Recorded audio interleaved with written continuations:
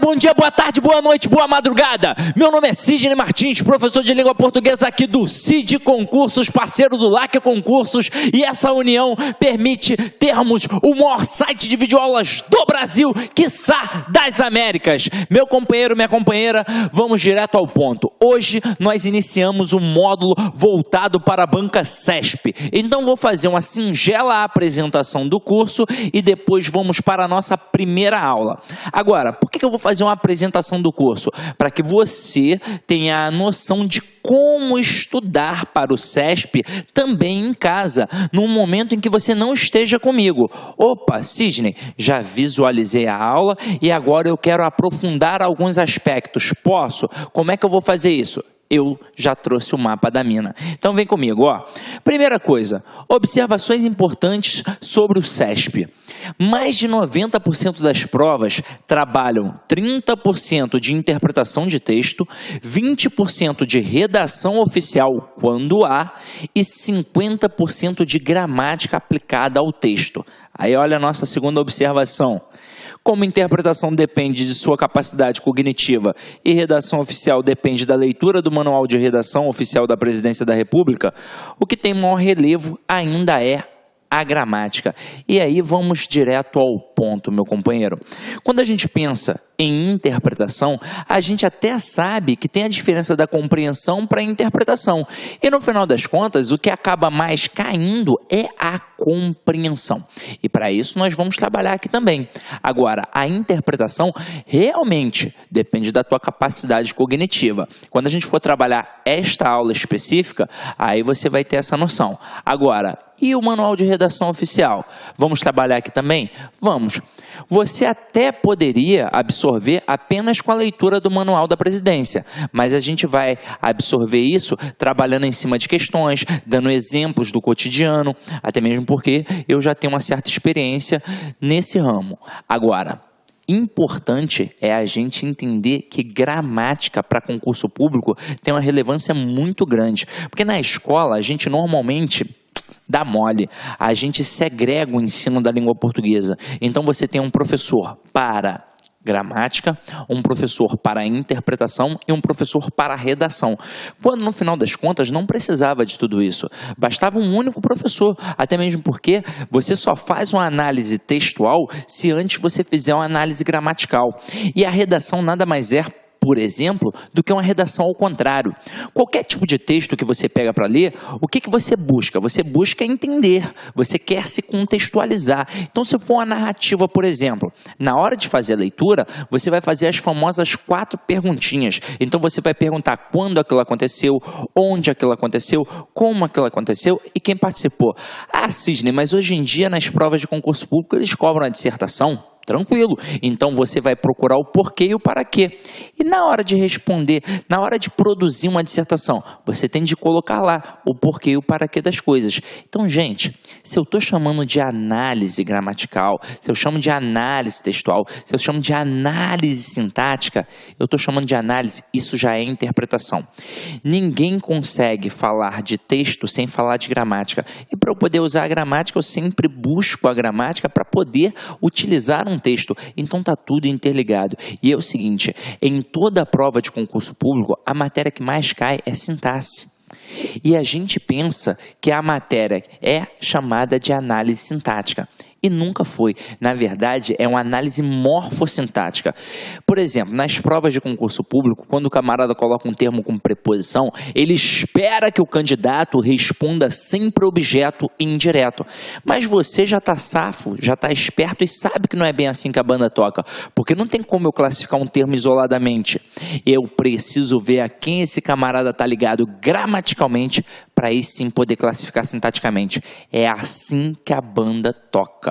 Por exemplo, o termo com preposição, se ele estiver ligado a um verbo transitivo indireto, aí sim ele é um objeto indireto. Mas se ele estiver ligado a um nome, ele é um complemento nominal.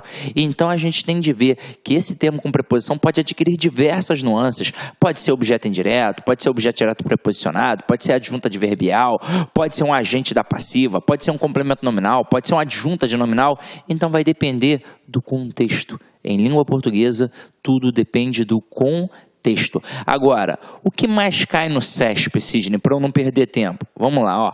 Os assuntos mais recorrentes são coesão referencial e sequencial. E aí é o seguinte: coesão referencial é para fazer referência a um elemento dentro do texto no intuito de evitar a repetição. Basicamente, a gente faz isso, ó, com o pronome, que já é um dos elementos que a gente tem aqui. E o que é a coesão sequencial? É a sequência das ideias dentro de um texto. Como é que a gente estuda isso? Com as conjunções. Basta gravar as conjunções que a gente vai conseguir responder qualquer questão de coesão sequencial. Ortografia, principalmente aqueles casos especiais que a gente até diz que são dúvidas frequentes. A com H, A sem H, o uso do porquê, se é porquê junto, porquê separado, a cerca de, seção com 2 S, seção com C cedilha. Essas coisinhas realmente caem na sua prova. E detalhe, isso é tão importante, que até se você for fazer para uma outra banca, isso aqui vai cair na tua prova. Ou seja, não é um assunto só do CESP, é um assunto que vai cair em qualquer tipo de prova. Então aqui são os principais assuntos da nossa banca, mas se você der uma reparada, você vai perceber que vai cair nas principais bancas de concurso público. Então aqui, ó, acentuação gráfica sempre cai no CESP, semântica, é importante a gente saber a diferença de sinonímia, hiperonímia, homonímia. Pronome, eu já disse a vocês. Quais são os principais para a gente poder estudar? O relativo, o demonstrativo e o pronome pessoal oblíquo átono. São os principais pronomes de referenciação. Verbo, nem preciso falar, né, galera? Quando a gente estuda as 10 classes gramaticais, nós temos 4 invariáveis e 6 variáveis que são estudadas assim, ó. 5 num processo conjunto e uma isolada de todas. Quem é essa isolada de todas? É o verbo. Por quê? Porque é a classe mais variável de todas, é a classe mais importante. Manda no nosso sistema linguístico, que é o sistema SVC, o principal sistema linguístico da língua portuguesa. Então esse camarada é muito importante e a gente vai dar uma atenção a esse elemento, com certeza. Agora, sintaxe é aquilo que eu te falei, a análise morfossintática, a organização dos elementos ali dentro da frase. Isso é muito importante. Pontuação sempre cai. Concordância, verbal e nominal. Regência, verbal e nominal. E crase. Crase é um assunto importante na nossa prova, sempre cai. E reescritura e correção gramatical. Agora, nesse aspecto aqui, quando a gente faz uma questão de reescritura e correção gramatical, o camarada, na verdade, ele pode abordar tudo. Numa questão de reescritura, ele pode cobrar regência, crase, pontuação, concordância, colocação pronominal. Então é muita coisa. Só que a gente vai aprender a produzir isso. Até mesmo porque várias são as questões de reescrituras que a gente trabalha, por exemplo, com a conjunção. Então, nesse primeiro momento, você percebe que são elementos, que são matérias que sempre caem na nossa prova. E se a gente parar para pensar nessas 10 classes gramaticais aí que eu mencionei, 3 sempre vão cair forte: verbo, pronome e conjunção. Então você já sabe o mapa da mina. Agora a gente vai estudar e hoje vamos começar pela acentuação gráfica. E eu vou explicar por quê, ó. Acompanha aqui comigo. Quando a gente pega a gramática para poder estudar, nós temos 5 campos para estudar. E esses 5 campos serão estudados por 5 modalidades. Então eu pego aqui e boto assim, ó, gramática. Eu tenho 5 campos para estudar: o campo do som, o campo da forma, o campo do estilo, o campo do significado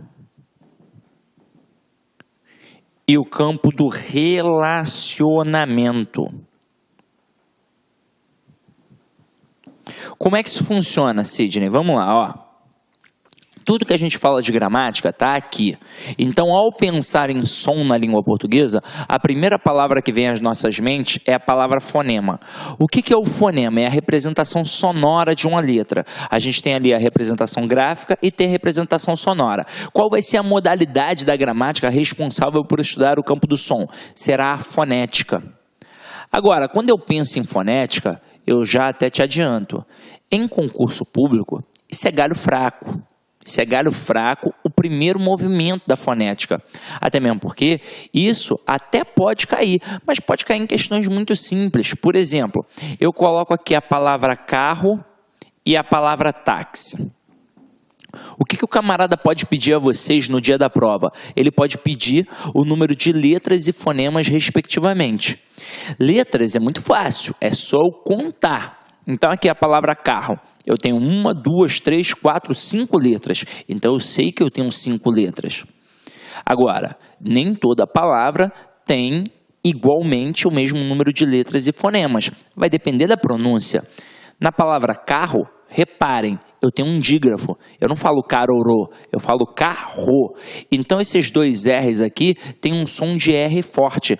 Então, apesar de ter 5 letras, eu tenho 4 fonemas. Aqui, ó, eu tenho 4 fonemas. E a palavra táxi? Eu tenho 4 letras. 1, 2, 3, 4. Beleza, tenho 4 letras. Mas vamos pensar na questão do som.